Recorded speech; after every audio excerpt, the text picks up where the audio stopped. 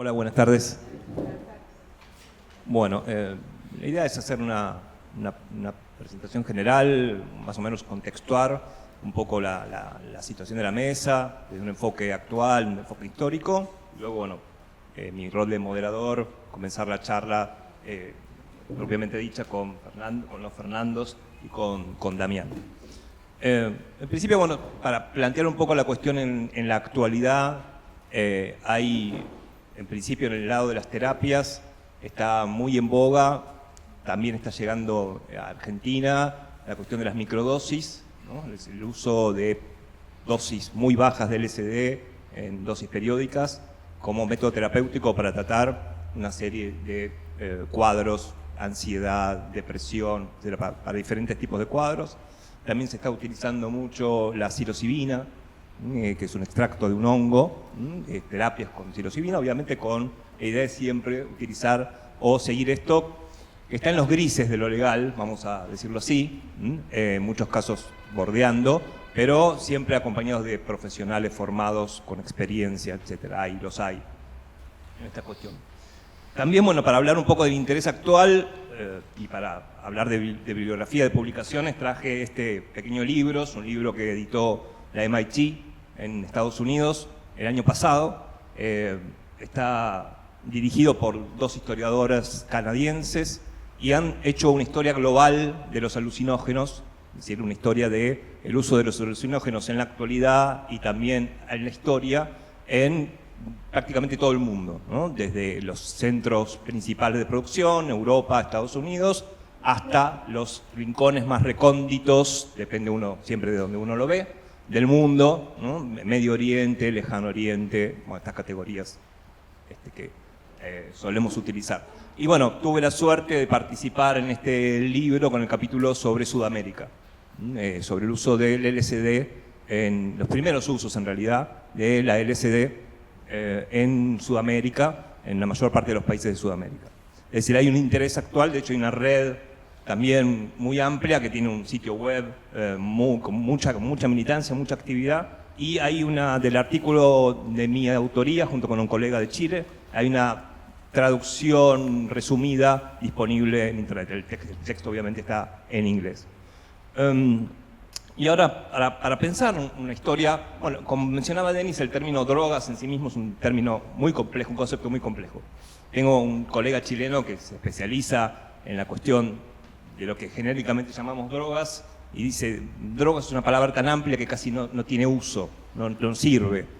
El café es una droga, lo que comemos es una droga, también lo que usualmente llamamos drogas, marihuana, cocaína, estupefacientes, psicofármacos, también son drogas, pero bueno, el término droga se disuelve tanto que de hecho en el ámbito de la psicología, de la psiquiatría, ya no se usa, por ejemplo, drogadicción, ¿no? Sino que se habla en términos genéricos de consumos problemáticos, y ahí tenemos desde consumo de estupefacientes, consumos de alucinógenos, de psicofármacos, de internet, ¿no? Toda una serie de cosas que uno no encajaría en el uso más habitual o popular del término droga. Pero bueno, si nos concentramos un poco convencionalmente en los alucinógenos y uno quiere hacer la historia de estos alucinógenos, bueno, uno podría irse casi hasta los inicios de la historia humana, ¿no? Las sociedades humanas han utilizado este tipo de sustancias con diferentes usos, religiosos, sociales, rituales, terapéuticos también. Pero si hablamos de lo que es el arte de sanar en Occidente, la medicina más regulada en términos científicos, o por lo menos lo que ahora consideramos términos científicos, tenemos que remontarnos a mediados del siglo XIX con un verdadero personaje que redescubrí a partir de esta presentación, que es Moreau de Tours. Moreau de Tours es un psiquiatra, bueno, en realidad en ese momento la palabra psiquiatra no existía, pero decimoslo convencionalmente, un psiquiatra francés que trabajaba en París, en los hospicios de París, y decide en el año 1836 irse de gira con un grupo de pacientes, o sea, de alienados, de enfermos mentales o gente con padecimientos mentales, para usar el término actual, por Egipto, Nubia, Palestina, Siria. Imagínense irse con un grupo de locos en mediados del siglo XIX a esa zona de tour, de gira, y ahí encuentra el hashish, ¿no? Obviamente una sustancia que en esa zona se consumía muy habitualmente y se sigue consumiendo muy habitualmente. Se lleva unas partes de vuelta cuando regresa, año 1840, consume, ¿no? Obviamente previamente, y funda el Club de los Hashishinos, no sé cómo se tradujo al español, donde participan Victor Hugo, Alexandre Dumas, Baudelaire, ¿quién más estaba? Pero varios figuras de la literatura francesa muy conocidos. Este club duró unos 10 años. Y bueno, como producto de todas estas experiencias, de este viaje, de este club, escribe un libro en 1845, que se publica en 1845, que se llama De el hashish y la alienación mental, ¿no? El hashish y la locura, para traducirlo un poquito, un término un poquito más reciente. Traje un par de citas. El Conde de Montecristo, cuando viaja Sí. a Oriente, vuelve con Con hashish. hashish también. Sí, Ah, y tiene bien. toda una experiencia con la clase alta. Me acabo de acordar de esa escena que es bastante graciosa. Bien. Traigo un par de citas breves del libro. El libro es un bodoque de 400 páginas. Son un texto para alguien que no está en el palo, es un poco aburrido. Pero bueno, hay algunas citas de las primeras páginas del libro que son muy interesantes para pensar qué enfoque le daba este autor al uso del hashish, ¿no? Dice, fue por mí mismo y no solo a través de los informes de otros que llegué a conocer los efectos del hashish. Otra cita. La experiencia personal es el criterio de verdad. O sea, para poder hablar de los efectos, para poder hablar de esto, había que haberlo experimentado. No basta con verlo, no basta con lo que cuentan nosotros, ¿no? Y bueno, voy a citar uno. Dice, impugno el derecho de cualquiera a hablar de los efectos del hashish, a menos que hable por sí mismo y a menos que haya podido apreciarlos mediante el uso suficientemente repetido. ¿Por qué es importante? Porque nos interesa a un psiquiatra que consume hashish acá, porque lo que plantea este autor es que el consumo de hashish produce en la persona que lo consume una psicosis temporaria, una psicosis en términos técnicos. Es decir, emula, es decir, a partir del consumo del hashish, el propio psiquiatra puede saber por su propia experiencia, por su propia vivencia, qué es la locura. O sea, nadie tiene que venir a explicarle qué es la locura, él por experiencia lo sabe porque consumió hashish, ¿no? Y algo que no se habla mucho, este autor es muy conocido, no es que yo lo descubrí, ¿no? Si uno hace una historia de los alucinógenos, se va a encontrar, ¿no? Se habla mucho, y de hecho yo lo que hice hasta ahora es hablar a partir de lo que hablaban otros. Pero cuando voy a leer el libro de Moreau de Tours, me encuentro con que él ya planteaba la idea de poder curar la locura a partir del consumo de hashish. Todo el último capítulo, en realidad es el capítulo más breve del libro, tiene apenas 3 o 4 relatos de tratamientos, pero plantea la posibilidad de aminorar los síntomas, básicamente el delirio y las alucinaciones con el hashish, y finalmente suprimir la locura, ¿no? Plantea un caso donde una persona que se cura por el consumo de hashish. En realidad, bueno, Moreau de Tours pasó a la historia por esta cuestión de que él propone de la posibilidad de generar psicosis artificiales, psicosis experimentales a partir del consumo de esta sustancia. Varios empiezan a intentar hacer esto con otras sustancias.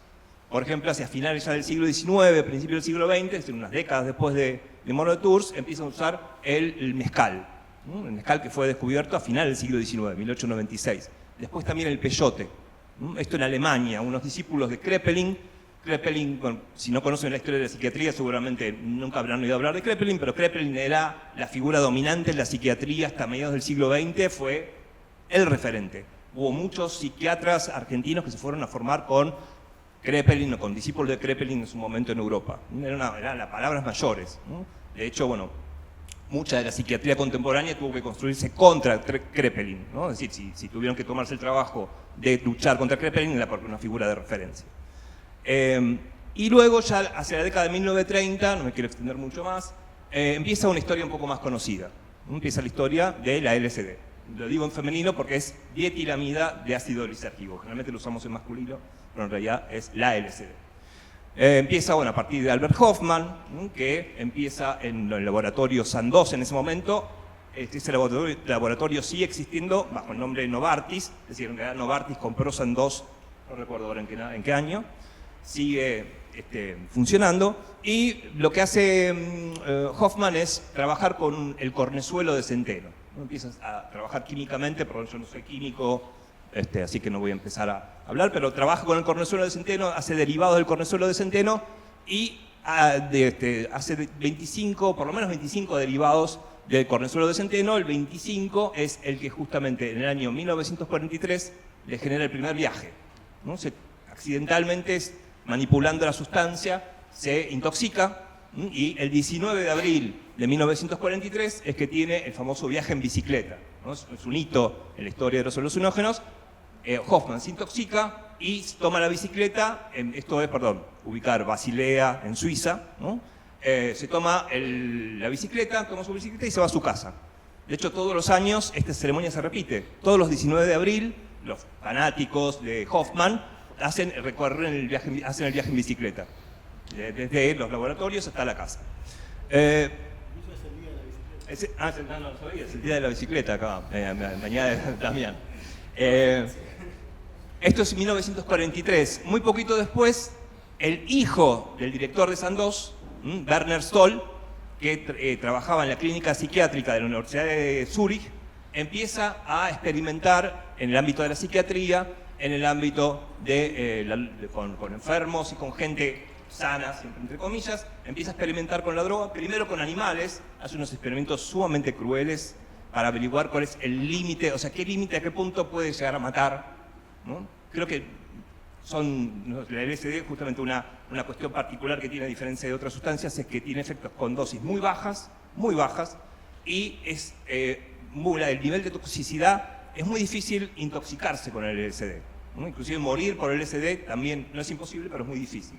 De hecho, cuentan experiencias con elefantes, que le dieron dosis bestiales a elefantes para intentar tumbarlos, inclusive ver hasta qué punto podía peligrar la vida o directamente morirse el elefante. Elementos crueles que, por suerte, allá no se pueden hacer, o por lo menos no deberían hacerse. Pero Stoll, el hijo del director de Sandoz, hace las primeras experiencias con seres humanos y cataloga al LSD como un fantasticum, ¿no? El nombre técnico inicial es un fantasticum, es decir, como la mescalina, como el peyote, todas estas sustancias estaban clasificadas también como fantasticum. ¿Cómo sale de este ámbito muy reducido? Estamos pensando un laboratorio, una universidad, sí, importante, la de Zúrich, pero ¿cómo es que explota el fenómeno? En principio, una primera escala es cuando un psiquiatra alemán se instala en Estados Unidos unos años después, Max Rinkel, y empieza a socializar en Estados Unidos la sustancia. Ahí empiezan a utilizar, a replicar estos experimentos que hacía Stoll. Empiezan a utilizarla también como tratamiento, es decir, fue una propuesta muy minoritaria, pero sí se propuso como cura para el alcoholismo, se propuso como cura para la homosexualidad inclusive, ¿no? Como término de reversión, pero digamos eso fue de propuestas un poco laterales. El principal uso, en principio, era esta idea de producir con la LSD una psicosis experimental. Esto es lo que imperó en el ámbito del uso de esta sustancia hasta mediados de los años 50, inclusive diríamos hasta finales de los años 50.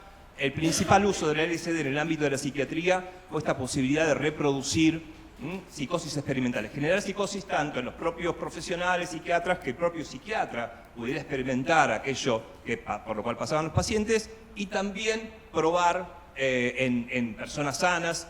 Inclusive yo lo comento en el capítulo sobre el uso en Sudamérica, se administraba a pacientes que se habían recuperado de algunas esquizofrenias, que se habían recuperado de algunas paranoias, se les administraba para inducirles de nuevo un estado psicótico, ¿no? Olvídense de consentimiento informado, esta época no existía, ¿no? Quien estaba encerrado perdía todos sus derechos y de hecho, uno podría decir, esta es una de las grandes conquistas de la ley de salud mental, con todos sus defectos. Lo que sí es una ley que reconoce muy claramente los derechos humanos de los pacientes y de los encerrados. Pero hay experimentos que ahora serían imposibles y que llaman mucho la atención, los usos, la administración. Había gente sana, entre paréntesis, normal, siempre entre comillas, que voluntariamente se ofrecía a hacer estos experimentos, pero también había un uso totalmente arbitrario con pacientes internados, con diferentes cuadros, inclusive algunos, como les decía, recuperados, a los cuales se los volvía a introducir de nuevo en los cuadros de psicosis. Pero bueno, esto que les estoy comentando, este uso llegó a Argentina, ahora lo vamos a hablar después con los chicos, a mediados de la década de 1950, aquí en Argentina, a través de una valija que tuvo una historia de la cual podemos inclusive hablar. Para finalizar, pero no me he extendido mucho, recordar el famoso episodio, ¿no?, donde, ¿cómo se llamaba el psiquiatra? Bueno, no me acuerdo ahora el nombre, el psiquiatra canadiense que tiene la experiencia de darle mescalina a Aldous Huxley, ¿no?, en 1953. Esto va a ser el puntapié para que Huxley escriba Las puertas de la percepción, Doors of Perception, en 1954, y de hecho es Huxley quien inventa el término psicodélico. En 1957 es donde comienza la historia de la psicodelia, comienza la historia de los alucinógenos como psicodélicos. Humphrey Osmond era el nombre del psiquiatra que da Huxley.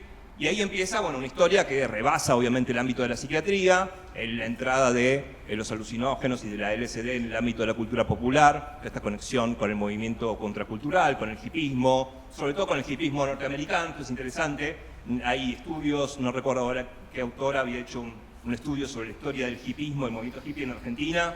El movimiento hippie en Argentina no consumía LSD, sino que era básicamente más de la marihuana, ¿no? De hecho hay testimonios de figuras, de referentes del hipismo argentino, donde bueno, eso no llegó acá, pero bueno, es asociado a través de The Doors y de diferentes grupos de esa línea con el hipismo. Pero,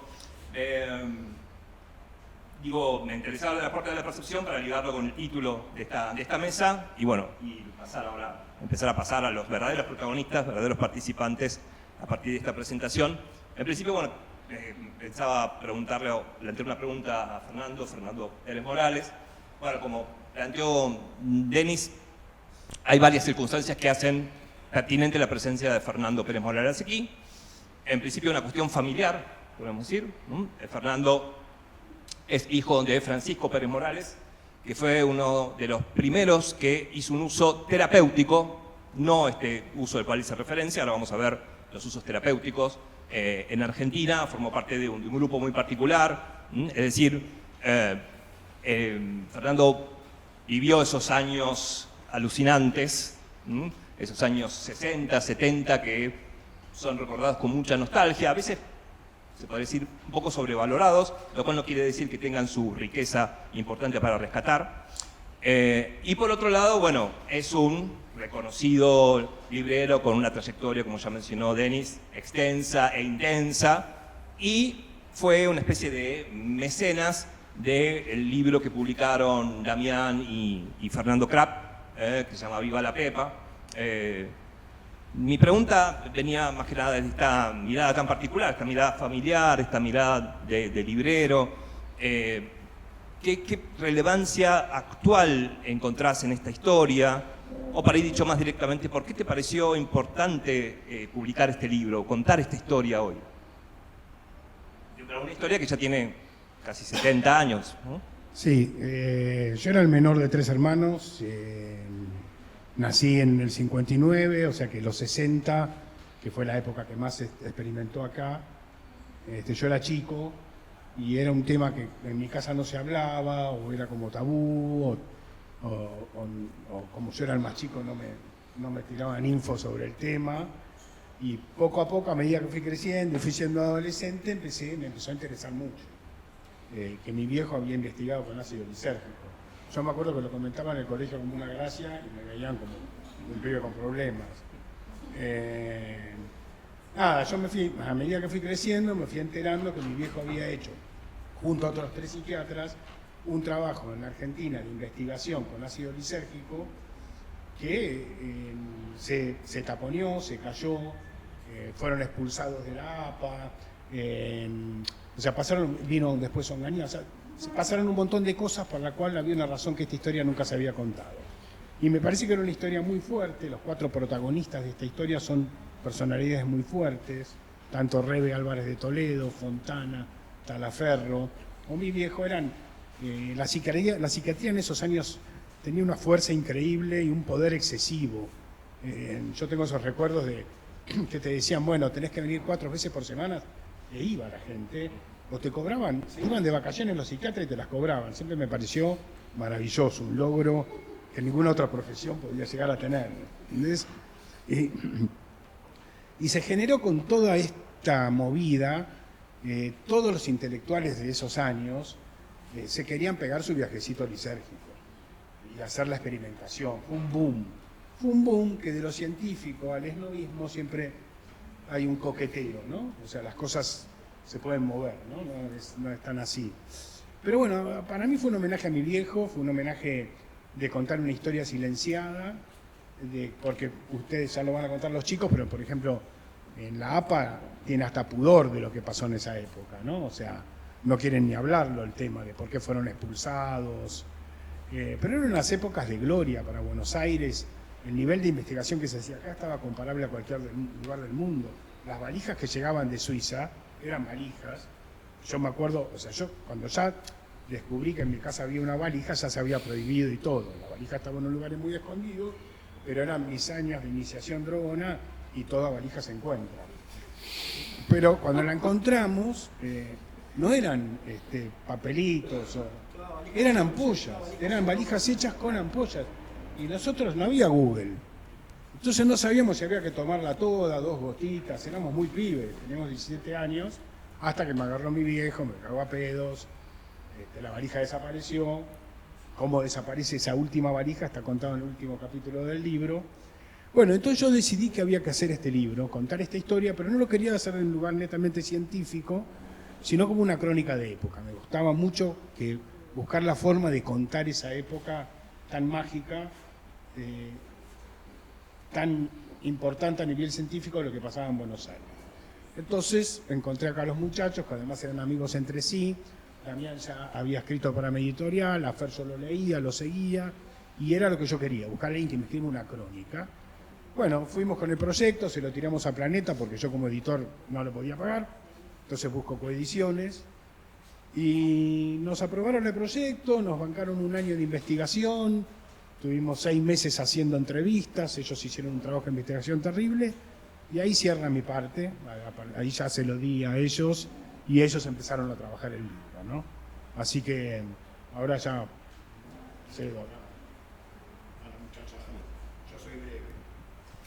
Sí, bueno, como también mencionó Denis en la presentación, tanto Fernando Krapp como Damián Buargó vienen de la literatura, vienen de escribir en el ramo de la literatura, y llegan a este tema, al principio a partir de la propuesta de Fernando, y bueno, mi pregunta, mi curiosidad es cómo encararon el tema. Yo vengo de la academia, en la academia tenemos formatos, métodos de investigación bastante rígidos, etcétera, pero bueno, no era el tipo, como también lo planteó Fernando, no era lo que querían hacer ellos. Mi pregunta sería si tenían ya, pensaron algún modelo al cual se podían inspirar, en el cual se podían inspirar, o a veces algún modelo de lo que no querían hacer, por ejemplo, en lo académico obviamente no, pero si tenían alguna idea de cómo entrar en esta investigación, ¿no? Que la verdad que el texto de ellos, si bien no es un trabajo académico, tiene un trabajo de investigación atrás impresionante. Pero bueno. Bueno, hola, ¿cómo andan? Antes de contestar la pregunta, vos fuiste el mecenas de todo esto, así que voy a esperar el cheque dentro de poco.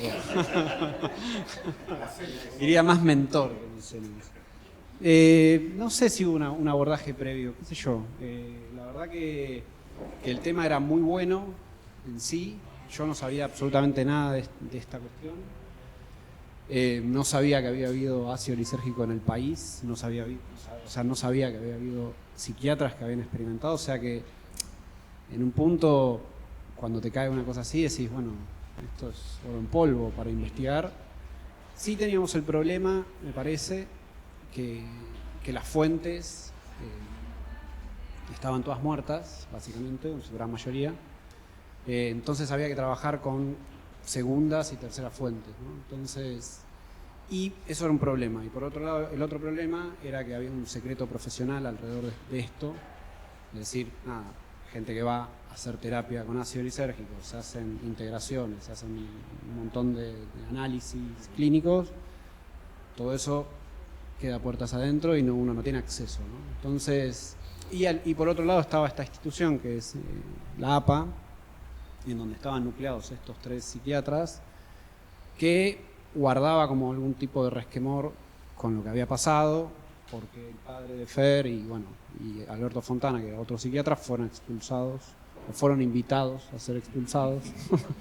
Entonces, bueno, había como un problema ahí, una cuestión de decir, bueno, ¿con qué vamos a trabajar? Y en su gran mayoría eran fuentes orales, y que las fuentes orales todos sabemos que son complejas porque, bueno, los neuróticos mienten, ¿no? En su gran mayoría, mentimos. Entonces, y seguiremos mintiendo.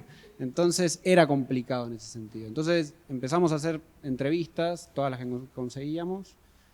Logramos entrevistar a algunas personas que hoy no están, como Rafael Filippelli, que trabajó con Alberto Fontana, que es un director de cine muy importante. Lo entrevistamos a Noé Trick, que se había atendido con el papá de Fer. Entonces, bueno, había un montón de personajes ahí cerca. Y creo que el mayor dilema que tuvimos Damián y yo cuando empezamos ya, cuando dijimos, bueno, tenemos esta etapa de investigación, tenemos todos estos materiales, tenemos estas desgrabaciones, ¿qué forma le damos, ¿no? Y la forma, el debate interno acá era, bueno, salimos a hacer un ensayo sobre esto. Nosotros no somos psiquiatras ni psicoanalistas. Hacemos un ensayo sobre esto, qué mirada ensayística le podemos dar. Y por otro lado dijimos, no, hay que contar la historia, hay que ver qué forma literaria podemos encontrar. Y ahí es donde, bueno, uno empieza a hacer análisis propio con respecto al tema. Es decir, bueno, ¿qué me interesa a mí personalmente de este tema como para empezar a escribir? Y yo empezás a hacer recuerdos de desde qué lugar me puedo conectar, ¿no? Entonces, a mí personalmente me interesa el vínculo entre literatura y drogas, sobre todo en la época de los beatniks, William Burroughs, Kerouac, Ken Kesey sobre todo.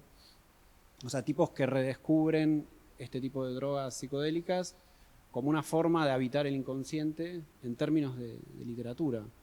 Entonces, esa fuente, o sea, ese hilo de donde empezamos a tirar como para decir, bueno, podemos rastrear la escritura acá, fue lo que nos permitió tener un abordaje que fuese, al menos en mi caso, como un poco más literario, ¿no?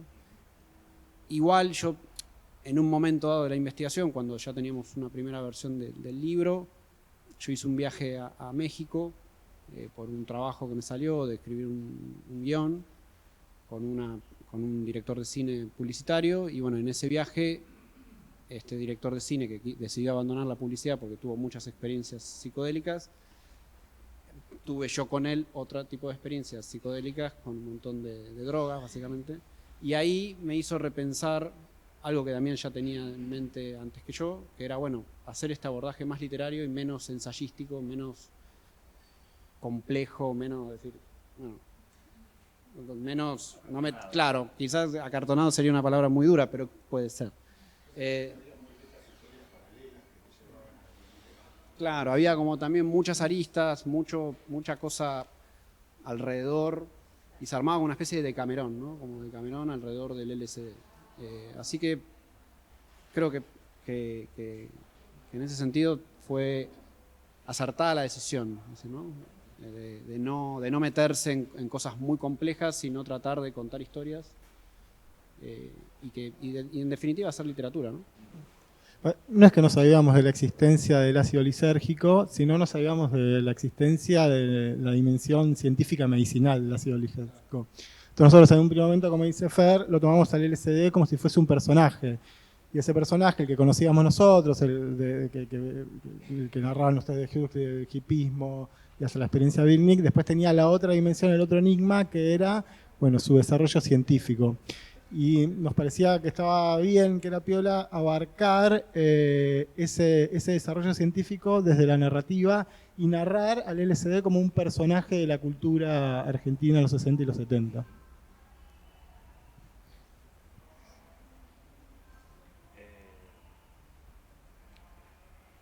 ¿Y qué fueron recibiendo ustedes a partir de la publicación del libro? ¿Por ahí algún efecto inesperado, alguna respuesta del público en general? ¿Qué les pareció, digamos? ¿Por ahí apareció alguien que dijo me hubiera gustado participar, o algún testimonio que hubiera gustado incluir, o no? El libro tuvo mucha prensa, Uh-huh. y eso nunca sabes si es bueno o malo, ¿no? Pero tuvo mucha prensa y en cierto modo el hecho de que haya tenido tanta prensa es porque también iluminó una zona de la historia que no todo el mundo conocía, ¿no? Uh-huh. Entonces, creo que lo que más generó es eso, es decir, había una parte que había estado silenciada, había una parte en relación a este tema que nadie sabía y que de alguna manera también iluminaba como otras zonas, como sobre todo, no sé, el Instituto de Itela. El Instituto de Itela estaba muy vinculado con la clínica que tenía Alberto Fontana, que es donde hacían estas experiencias psicoterapéuticas de grupo.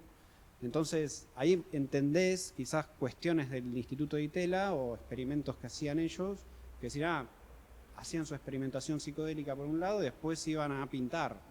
O después se tomaban una pepa y después se iban a escribir poesía. Entonces, quizás uno conocía más si cursabas, no sé, la carrera de arte, si entendías, te daban el Itela, pero no entendías el proceso creativo, ¿no? Es decir, estaba muy vinculado con una cosa con la otra. El cine, sobre todo, no sé, el cine de la década del 60, ves una película como Mosaico, de Paternostro, y decís, claro, Paternostro trabajaba también en la clínica de Fontana. Está muy, muy relacionado y te permite, a los que nos interesa esto, entender procesos creativos, entender cómo se pensaba el arte en esa época. Y eso me parece crucial también, ¿no? Me parece, lo que yo recibí de vuelta del libro es que hay tantos personajes secundarios muy atractivos, Urondo, Noé Chitric, el Che Guevara, Hellman, o sea, aparece un montón de gente que marcaba época en esas décadas, que eran una movida plena, y todos giraban alrededor de Lisérgico en ese momento.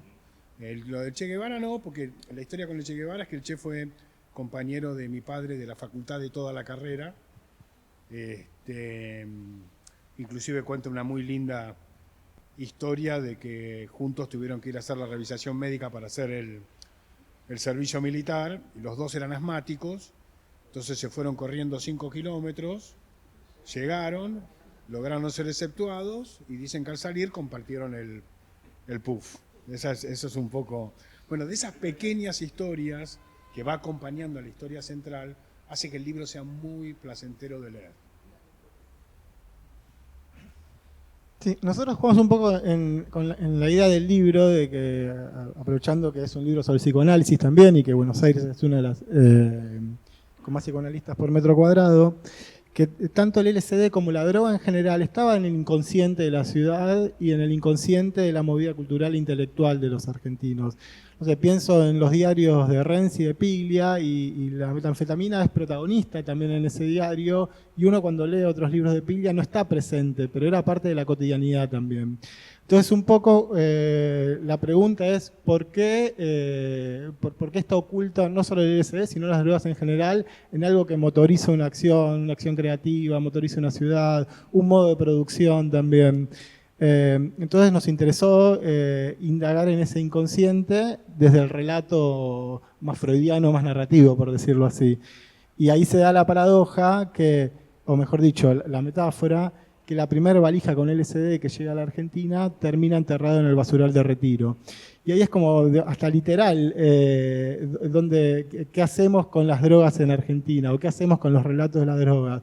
Está como oculto, está enterrado, es parte de lo no dicho. Entonces el libro lo que se propone es nombrar, tanto este libro como otros que están ahí dando vuelta.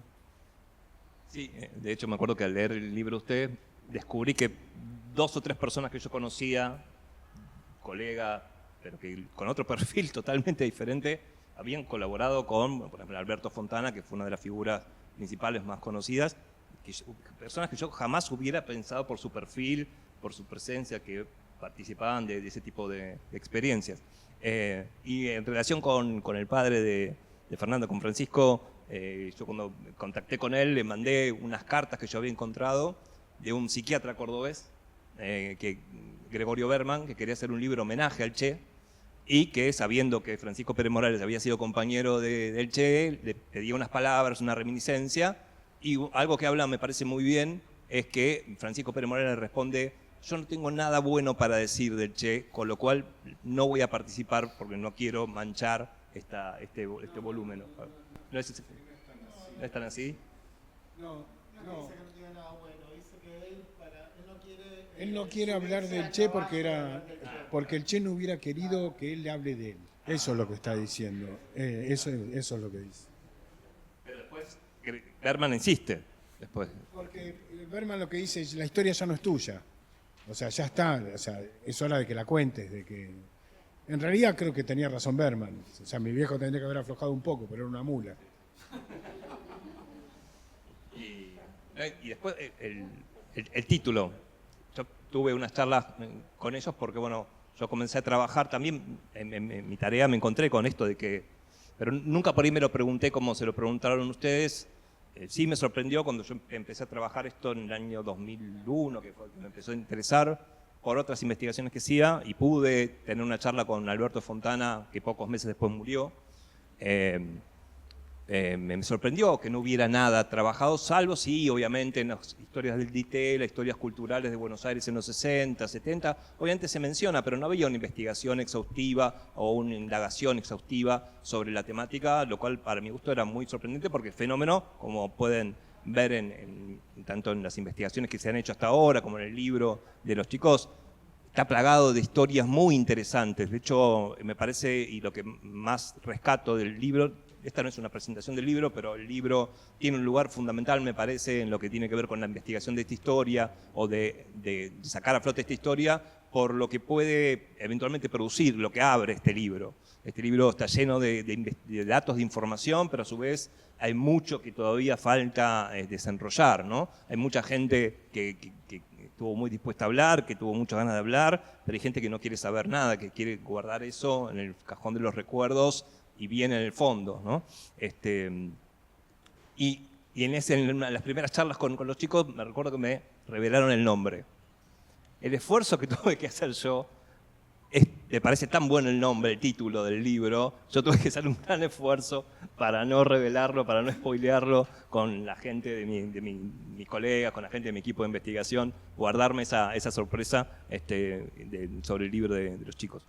Bueno.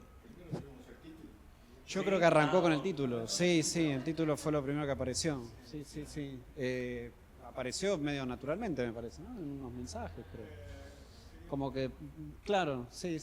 Porque, bueno, también había algo de esto de bajarlo a tierra, de decir, bueno, que sea el ácido que se toma, o que habíamos tomado también nosotros cuando tenía a los 15 años, claro, el ácido del pueblo, exacto. Entonces, y como una cosa también más local, porque el LSD es como también es una sigla que es a nivel mundial, y decirle pepa es lo que le decías cuando querías conseguir una pepa cuando eras chico. Entonces eso me parece que reivindicaba ese uso también, al mismo tiempo tratando de hacer algo como en el límite, ¿no?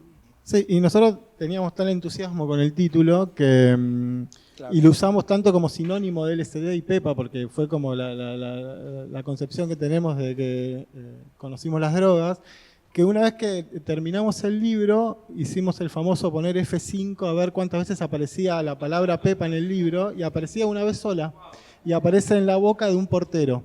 Y eso que por el libro pasó, no sé, Cristina Venegas, Graciela Fernández Mengíde, Noé Yetrick, un montón de gente y de fuentes diferentes, y aparece desde lo más coloquial, que es un portero de un edificio de Recoleta que vivía en el conurbano, y ahí es el que le pone nombre al libro también, básicamente. Y en realidad lo que después, por lo cual lo sostuvimos, era porque, bueno, es un libro que remite una historia del pasado, pero para poder contar lo que pasa ahora también con las drogas. Por eso lo sostuvimos. Después teníamos otro título muy bueno que... Tenemos, pero lo vamos a dejar para las futuras traducciones.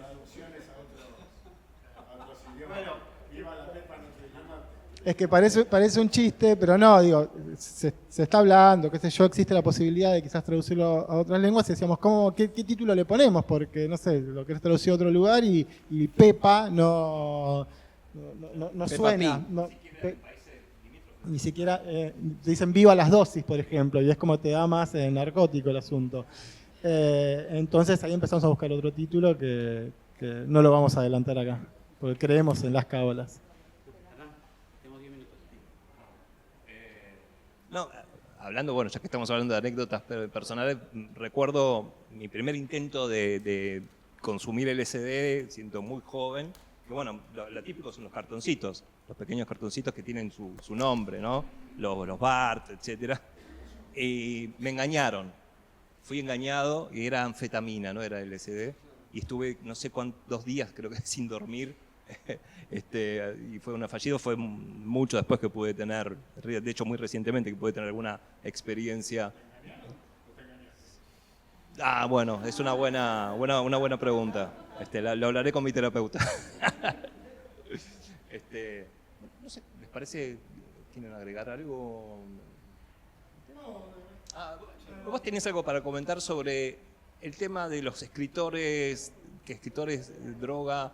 No, la literatura, la droga acompañó a la literatura siempre.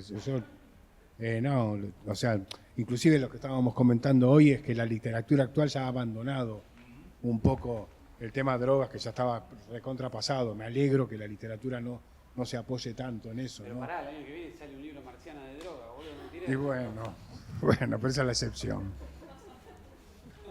No, bueno, yo me enganché con el tema y bueno, con Denis me pidió un texto para una revista que cura, o que valga la redundancia, que se llama Fina, y yo ahí escribí un texto sobre una experiencia que tuve con DMT en México, fumando DMT, y la experiencia fue tan intensa y abre aguas, y un poco también me permitió entender la forma del libro que hablábamos con Damián, que Damián la tenía muy clara en un comienzo, a mí me costaba entenderla, y con el uso de esa droga me permitió decir, bueno, va por acá.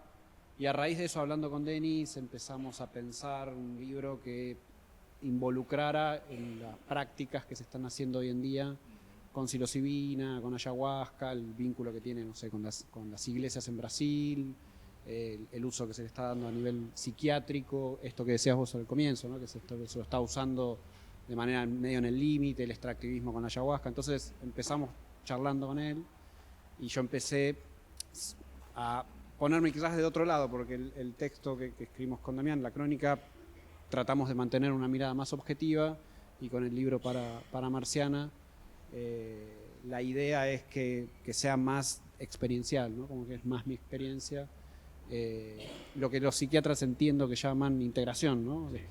Después de la experiencia se hace este tipo de integración.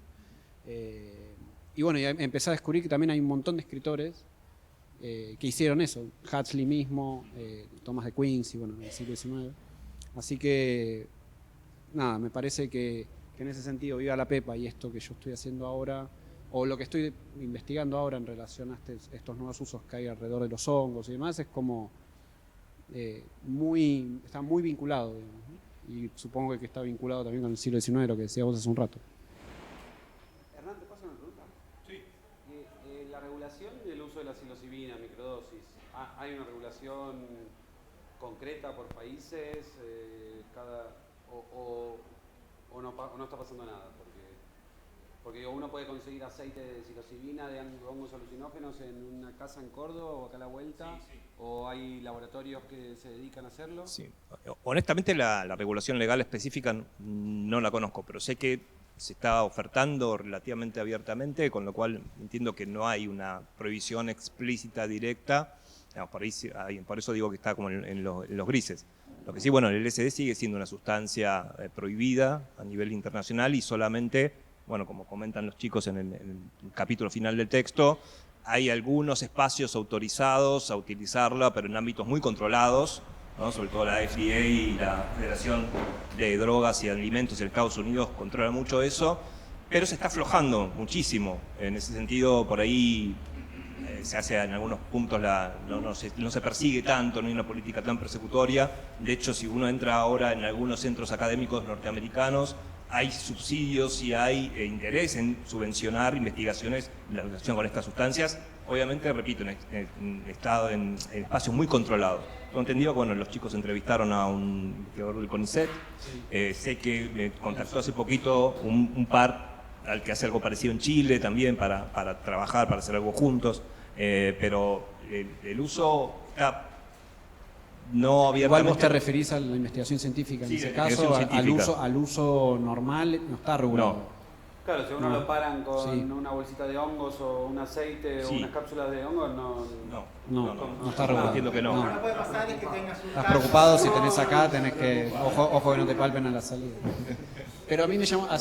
Yo voy a hacer una sesión de psilocibina, hice una hace unos meses, y las entrevistas previas son muy parecidas a lo que entrevistábamos Claro. cuando Alberto Fontana hacía esos test. Son casi test muy similares, es para ver si vos no tenés un brote psicótico en el momento en el que vas a hacer la práctica. Así que en ese sentido me llama la atención que no cambió nada la forma de la década del 60 a hoy en día, el uso, los psiquiatras cómo abordan este tema. Sí. Es muy similar. Y lo raro también es que la sesión que se hace, ahí sí, es parecida también a lo de Alberto Fontana, que hacen sesiones como ancestrales, por un lado andina, por el otro lado amazónica. Y Alberto Fontana hacía una cosa similar cuando hacía eso, ¿no? Hacía la cosa tribal. ¿no? Bueno, el Oso. libro está en el stand de Notampuán, viene con muestra gratis. Si chupás las páginas, tenés un viaje. Tienen que ganar la página 42 Claro. y se hacen un viajecito. Se lo recomiendo mucho, es un libro que da mucho placer de leer. Bueno. pregunta? ¿Alguna pregunta al público? Sí, perdón.